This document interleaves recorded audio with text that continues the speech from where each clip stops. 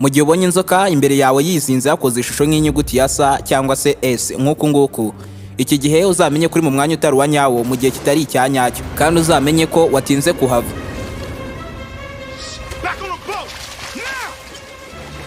Kubera ko y'inzoka yizinze muri ubu buryo iba yakwirambura yigira imbere santimetero 15 bitwaye miliseconde 70. Ni ukuvuga ko iyi nzoka iri muri santimetero 15 turutse aho uri byatwara igihe kitageze no ku isegonda rimwe gusa ko yamaze kugushinga amenyo byanamaze guhunga igahita iburira mu myotsi, kubera ko ibiri ku muvuduko wa metero hafi 3 mu isegonda rimwe gusa. Uyu muvuduko ntusanzwe. Ubyumve neza ko buri mwaka abasaga miliyoni 5 n'ibihumbi 400 barumwa n'inzoka.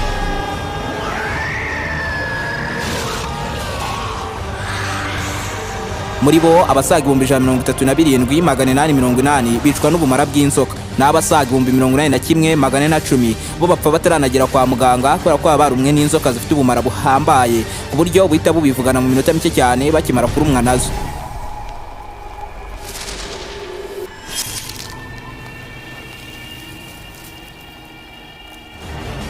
Naho abandi bakaba mu 400 buri mwaka bo inzoka zibatera ubumuga bw'iteka ryose nyuma yo kuba barumwa nazo. Aba ni bamwe barumwa n'inzoka bagahita bihutanwa ku ivuriro riri hafi aho, bagerayo muganga akemeza ko igisubizo gishoboka muri ako kanya ari ugukata igice cy'umubiri cyarumweho n'inzoka. Abenshi muri aba ngaba rero uzasanga baciwe amaguru cyangwa ibirenge.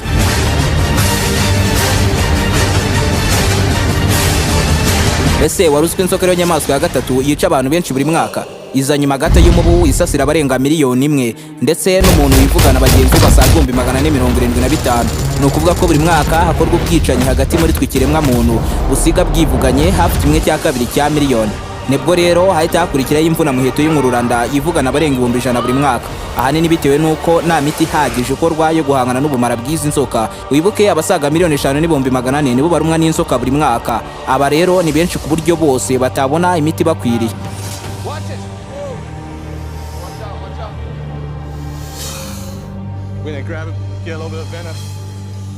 Gusa ariko nanone kiza gihari nuko muri bo abasaga miliyoni 2 barumwa n'inzoka zitagira ubumara buhambaye cyane ku buryo bo banavurishwa imiti gakondo.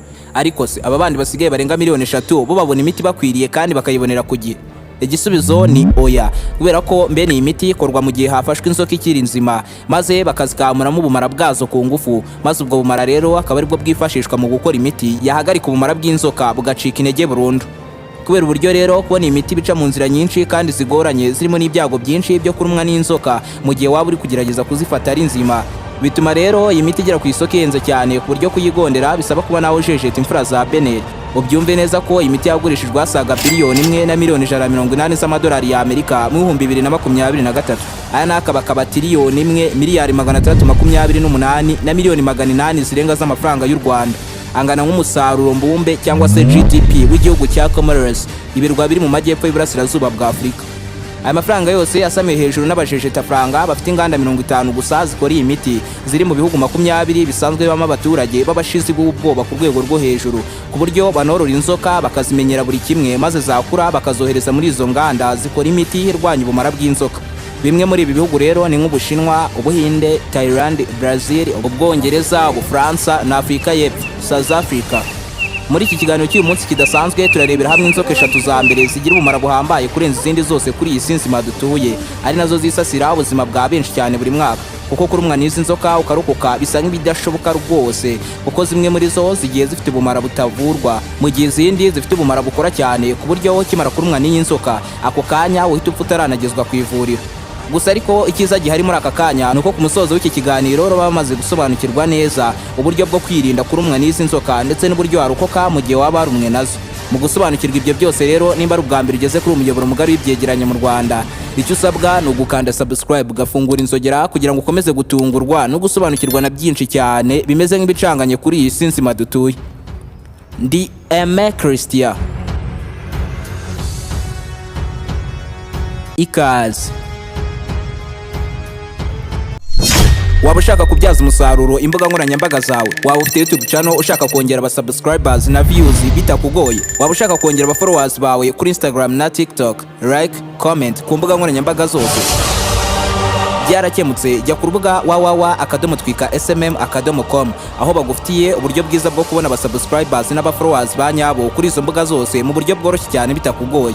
maze nawe ugatangira kwinjizwa akayabo n'imbuga nkoranyambaga nk'abandi bose. Ku bijyanye n'ibiciro ho ni nk'aho ari ubuntu wigira ikibazo, kandi aba ba followers n'aba subscribers bari abanyabo byumvikane ko ibyo uzajya ukora byose bazajya babikurikirana umunsi ku munsi. Ubu buryo burizewe cyane kandi bukora neza ku bantu bose bari mu Rwanda ndetse no mu mahanga 100%, aho ushobora kwishyura ukoresheje mobile money cyangwa cryptocurrency. Twigisha kandi tugatanga ubujyanama ku bijyanye no kubyaza umusaruro internet n'imbuga nkoranyambaga, gukora monetization kuri YouTube, Instagram, Facebook n'ahandi.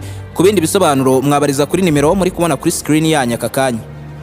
Tekereza mugihe uri gukusanya udukwiye kugira ngo witekere ibyo kurya byawe wiguriye. Muri uwo mwanya utunguwe no kubona kamwe mu duti wakusanyije karimo kunyeganyega. Ikiza kizwa n'amaguru muri uwo mwanya bigishoboka, kuko ibyo wakusanyije so udukwi gusa, ahubwo harimo n'umwicanyi ruharwa wazahaje ikiremwa muntu. Black Mamba, inzoka yivugana abantu babarirwa mu binyacumi byinshi by'ibihumbi buri mwaka. Ibaze ko iyi nzoka ishobora kuzamura umutwe wayo ikawukora ku butaka ikawugeza muri metero imwe uturutse ku butaka. Bivuze ko rero biyorohera gushinga amenyo ku gice cy'umubiri w'umuntu ishaka, kandi ikabikora mu buryo ibyifuzamo kose. Iyi nzoka yataka nk'umurabyo mu buryo bwihuse cyane, ikagushinga amenyo ihita iburira mu myotsi. Izi nzoka Black Mamba zikunze kwibera mu bice byo mu majyepfo ya Afurika, cyane cyane mu byaro. Nimwe mu nzoka zifite igitinyiro kandi zizwiho kwica byihuse cyane kurenza na za nzoka zindi zamaze kubabikamo ubwoba. Iyi nzoka ikikubona ibanza kugutera ubwoba, ikaguhabya, ikagura umuhogo wayo, ikawubyimbisha mu buryo buteye ubwoba. Si ibyo gusa, kuko inzoka zo muri ubu bwoko zirukanka kilometero 19 mu isaha. Bivuze ko kwirukanka ngo urayisiga uba uri gukora ubusa rwose, kuko uyu muvuduko ni mwinshi kurenza umuntu usanzwe yagendera. Kuko umuntu usanzwe uri hagati y'imyaka 20 na 40 w'umugabo yirukanka kilometero 5.9 mu isaha. Bivuze ko iyi nzoka ntiwakwirukanka ngo uyisige. Mu buryo budasubirwaho, niyo nzoka ya mbere ndende y'ubumara budasanzwe mu nzoka zose zicumbitse kuri uyu mugabane wirabura Afurika. Ikaba ariyo nzoka ya kabiri ndende y'ubumara budasanzwe kuri uyu mubumbe witwa isi. Ni inzoka nini ziba zifite metero 2 na santimetero 40 z'uburebure, ariko zimwe muri zo zirakura zikaba zanagira metero 4 hafi 5 z'uburebure. Kwirinda kurumwa n'izi nzoka rero uba ugomba kuba uyizi ibi bikurikira. Ese mama, inzoka igenda ari imwe cyangwa zigenda mu matsinda? Ese wapfa mu gihe kingana iki mu gihe inzoka yaba imaze kukuruma? Mu 2017 umunyakinyakazi yabonye inzoka hafi ye, maze agerageza kuyikanga ahita imuruma gatatu kose. Uyu mugore yapfuye hakibura iminota 45 yose ngo agezwe kwa muganga. Wakwibaza ute gute nakwirinda kuzarumwa n'iyi nzoka? Ubundi ibijojwa bibiri by'ubumara bw'izi nzoka za Black Mamba byatwara iminota 20 gusa kuba byamaze kukwivugana. Rero mu gihe uri kugendagenda mu bihuru cyangwa se mu byatsi birebire, uba ugomba kumenya yuko uri guca mu matware y'izi nzoka. Ikiza rero ni ukwaca wambaye wikwije ku buryo nta gice na gito cy'umubiri wawe kigaragara, cyane cyane nko ku maguru cyangwa amaboko. Ukarenzaho kandi ukanambara inkweto zimwe ndende z'ubwirinzi safety shoes zihisha n'utugomba mbari. Ikindi kandi ni byiza kuri wowe kuba wajya kure y'izi nzoka, ukirinda kuziyendereza no kuzisatira cyane, kuko nuzitambika mu gihe zaba ziri kwigendera uzabona umujinya uhambaye utavangiye w'izi nzoka. Mu gihe rero uyibonye yapfuye, cyiza ni ukwigendera kure, kuko mbene izi nzoka zijya zigira nk'izapfuye, maze wazisatira zikagukora akantu. Ni uburyo zijya zikoresha kugira ngo zibone umuhigo mu buryo bworoshye cyane. Rero mbere yo kuyisatira banza umenye neza ko yapfuye cyangwa itigize nk'iyapfuye. Ubundi buryo bwo kwirinda kubarumwa n'izi nzoka ni ukumenya neza aho ziba. Ubusanzwe izi nzoka za Black Mamba zikunda kwibera ahantu hihishe cyane, hatuje cyane ku buryo nta kintu cyapfa kuzivangira kizinjirira. Zikunda kwibera munsi y'ibitare, izindi zikibera munsi y'ibiti binini byaboze, izisigaye rero zo zibera mu buvumo cyangwa mu myobo migari. Izi nzoka ureba ziga ku manywa nijoro zikaruhuka. Ibi rero ni bibi cyane kuri twe nk'ikiremwa muntu, kuko abenshi aya niyo masaha natwe tuba turimo duhiga icyadutunga. Igitangaje kuri izi nzoka ni uko ziba zifite mu kanwa hasi ubururu bwijimye buvangiye n'umukara, ikagira uruhu rwijimye cyane ruvangiye na grey. Ni inzoka ziba zijya gusa nk'amabuye aba ari hasi mu ndiba y'imigezi. Ikindi wakora mu buryo bwo kwirinda kuba wakwicwa n'ubumara bw'izi nzoka ni ugutuza ukigira nk'aho nta cyabaye mu gihe waba wamaze kurumwa nazo. Gerageza guhumekera hasi kandi uturisha umubiri wawe bishoboka. Ibi bizafasha mu gutuma ubumara bukurimo bw'izi nzoka bugenda gake gashoboka. Ibi bizanakongerera igihe cyo kubaho, kubera ko nibwo buryo bwonyine wagezwa ku ivuriro ugihumeka umwuka w'abazima. Mu gihe rero ubonye warumwe n'iyi nzoka, ikintu cya mbere ugomba kumufasha ni ukumuturisha, ukamukuramo imyambaro imwegereye, ukamukuramo impeta, imikufe cyangwa ikindi kintu cyatuma ahumekera hejuru. Uburyo bwa gatandatu bwo kurokoka ubumara bw'izi nzoka ni ukugezwa kwa muganga ugahabwa imiti ihagarika ubu bumara. byose kandi biba bigomba kuba mu gihe kitageze mu minota 20 kuko muri iyo minota ubumara buba bwamaze kugira paraliza umubiri wose ku buryo utabonye umuti uhita unapfa ako kanya. Iyo ugejeje mu bitaro rero ikintu cya mbere bakora ni ukuguha umuti wabugenewe ndetse ugashyirwa mu byuma bigufasha guhumeka neza. Iki gihe rero uba uri umunyamahirwe uburokotse ubumara bw'izi nzoka. None icyo ugomba gukora ni ugutegereza igihe kitari kinini, maze umuti wahawe rero nawo ugatangira koroshya inyama zigize umubiri wawe, maze ugatangira kunyeganyeza ibice by'umubiri wawe byari byaramaze kuba byaba paralize.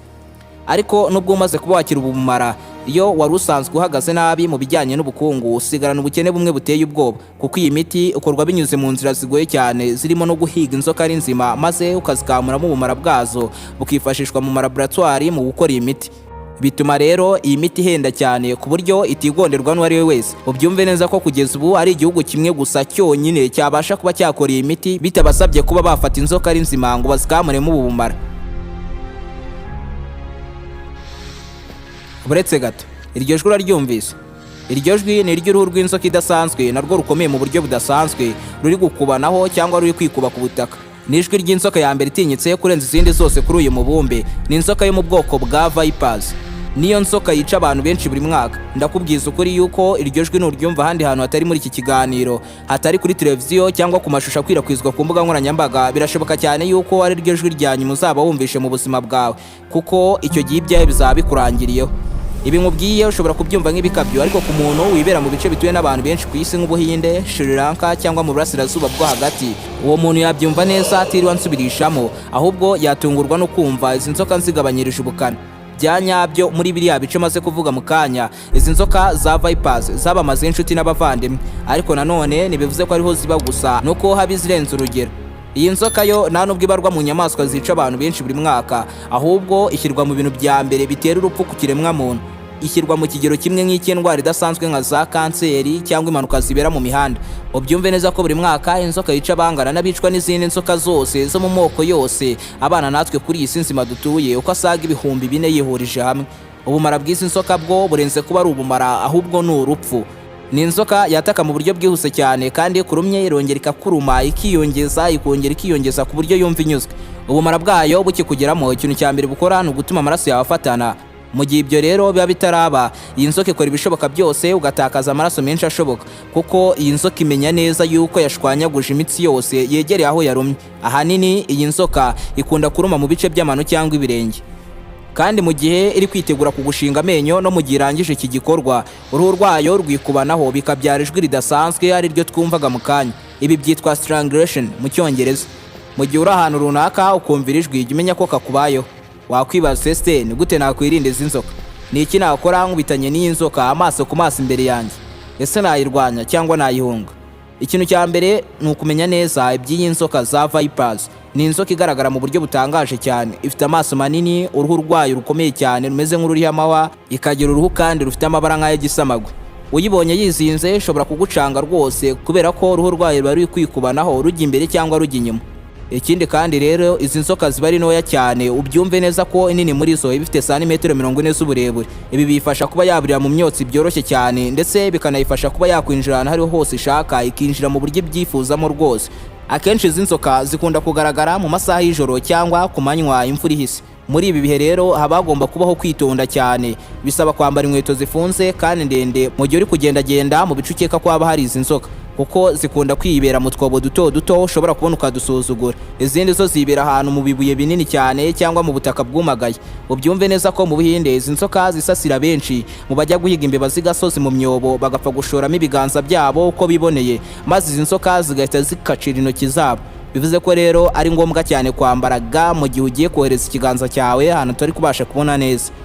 Mu gihe wumvishe ryajwi ry'uruhu rwayo ruri kwikubanaho, icyiza ni uguhita ukizwa n'amaguru muri uwo mwanya bigishoboka, kuko icyo gihe ibikizinze ntabwo iba iri kugenda. Biba byiza rero guhunga hakiri kare, kuko yatakana umuvuduko wo hejuru, kandi igiye kuruma umuntu imera nk'iyirashe ikava ku butaka mu buryo bwihuse cyane, kandi igakunda kubikora cyane cyane mu gihe iri ahantu hari umucanga. Bisaba ngo rero niba uyibonye usubire inyuma gake gake nta rusaku uteje, kandi ntuhumbye kuko akanya kariko kose yagutungura. Mu gihe warumwe nayo rero uba ugomba gukora ibishoboka byose ukayihunga, kuko yakurumagura ikongera ikakurumagura koko, kandi buri nshuro ikurumye bikakugabanyiriza amahirwe yo kuza kurokoka ubu bumara. Ikindi kandi iyi nzoka nta kintu itinya, ushaka kuyica barahangana bakikaraga bikarangira yishe cyangwa imurumaguye. Kumva iryo jwi rero ugahitamo guhangana nayo, ugomba kuba witeguye yuko iyi nzoka iragukora akantu karaza gutuma uvirirana amaraso kandi akaviramo imbere mu mubiri wawe. Ni ibintu biba bibuze kugutera uburibwe bwo ku rwego rwo hejuru.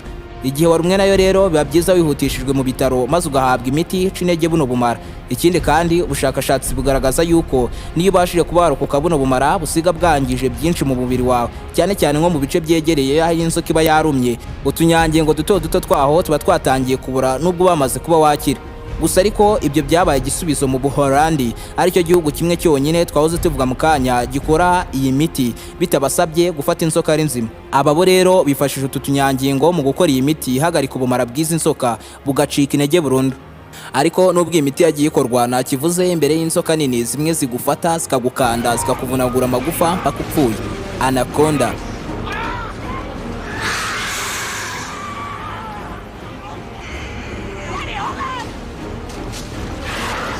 Iyi nzoka ukibona ubwabyo bihita bikujagaraza mu mutwe, ubwoba bukakwica kuko uburyo igaragara biteye ubwoba. Ni inzoka zibera muri Amerika y'Epfo, cyane cyane mu migezi no mu bishanga, niho hibera za anaconda z'icyatsi, green anaconda. Ni inzoka nini birenze bihagije, ibaze ko izi nzoka zikura zikagira metero 9 z'uburebure, zikagira n'ibiro bigera kuri 250. Iyi nzoka ya anaconda ihiga ibyo kurya biri hagati y'10% kugera ku 146% ko ibiri bisanzwe ifite ubwayo, bivuze ko inatamira ikintu kirusha ibiro hafi inshuro imwe n'ibice 5. Nge nawe ubu twatangiye kujagarara mu mutwe, twatangiye kwibaza uburyo twacika muri uruhanya igihe rwaba rutwatatse. Ese twabyitwaramo gute? Ni iki twakora mu gihe twaba twarumwe nacyo? Ese waruswa amenyo yawe ariyo ntwaro ya mbere wakwitabaza muri ibi bihe? Anaconda bitwara isegonda rimwe gusa gufata umuhigo ikawukanda ikaba yamaze no kuwica.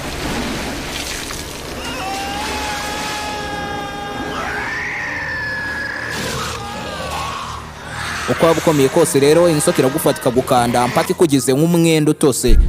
Uburyo bwonyine bwo kurokoka mu gihe waba wafashwe n'iyi nzoka iri kugukandakanda, iki gihe amahitamo ubusigaranye namwe ni ugushirika ubwoba, kohereza ikiganza cyawe mu kanwa k'iyi nzoka ugakoresha imbaraga nyinshi usunika iryinyo ryayo ikoresha ihiga. Ibi nibyo rero bishobora gutuma iyi nzoka yagira uburibwe bwinshi maze ikabasha kuba yahunga. Ariko nanone nawe ushobora kubibabariramo kandi bikomeye cyane, kuko urebye nabi ikiganza cyawe cyasigaramo cyangwa se niyo ukuboko kwawe kwabasha kuvamo, hari n'igihe kwavamo kumeze nk'uko uvuye ku ipanu. Bivuze ko rero biba byiza yuko wambara imyenda y'ubwirinzi igaragara nk'ikanganye kandi ikomeye, ku buryo nubwo iyi nzoka yakugwa gitumo ikagukanda ntacyo byaba bivuze. Ikindi kandi iyi nzoka yamaze kuba yakwizingiraho maze ugahumekera hejuru usa nk'uwapanitse, inzoka nayo igenda irushaho kugukanda ikagukanda koko. Biba byiza rero utirushikigira nkaho nta cyabaye mu rwego rwo gushaka inzira yakurokora. Ubyumve neza yuko izi nzoka za anaconda ubusanzwe zibereyeho nk'ingona, kuko igihe kinini cyazo kizimara mu bishanga ndetse no mu migezi. Iyo ziri mu migezi noneho bwo ziba zihuse cyane zifite imbaraga nyinshi, kuko amazi ni amatware yazo zimenyereye. Igihe uyibonye rero uri mu mazi gerageza kuyihungira ku butaka. Mu gihe watatswe n'inzoka rero yo mu bwoko bwa anaconda ukabona n'ubundi nta gahunda ifite yo kugusiga uri muzima, ibuka ko intege nke za anaconda ari umurizo cyangwa amaso. Mu rwego rwo kwitabara rero uba ugomba gushirika ubwoba ukaba wafata umurizo wayo ukawushinga amenyo ukoresheje imbaraga nyinshi cyane. Ibi bizatuma inzoka igira uburibwe bwinshi ihita ihunga. Ariko nanone ibyo bidakoze ushobora kuba wakoresha intoki cyangwa igipfunsi ukayikubitagura mu maso ukoresheje imbaraga nyinshi. Icyiza gihari ni uko ikiremwa muntu ataritswe muhigo wa mbere ku rutonde rw'imihigo ya mbere anaconda ikunda, kuko ubusanzwe izi nzoka zikunda utunyamaswa dufite ibiro nka 18 gusa. Gusa nawe ikubonye ntiyaguhereza. Wibuke kudusangiza ibitekerezo byawe n'uburyo wakiriye kino kiganiro binyujije muri comment. Mu gihe wakunze ibyo nkora ushobora kunkurikirana unyuze ku mbuga nkoranyambaga zanjye zirimo nka Instagram cyangwa TikTok. Hose nkoresha handle ya Aime Christian 01. Kandi niba ari ubwa mbere ari wisanze kuri umuyoboro mugari w'ibyegeranyo mu Rwanda, icyo usabwa ni ugukanda subscribe ugafungura inzogera kugira ngo ukomeze gutungurwa no gusobanukirwa na byinshi cyane bimeze nk'ibicanganye kuri iyi sinzima dutuye. Ndi Aime Christian. Naho ubutaha.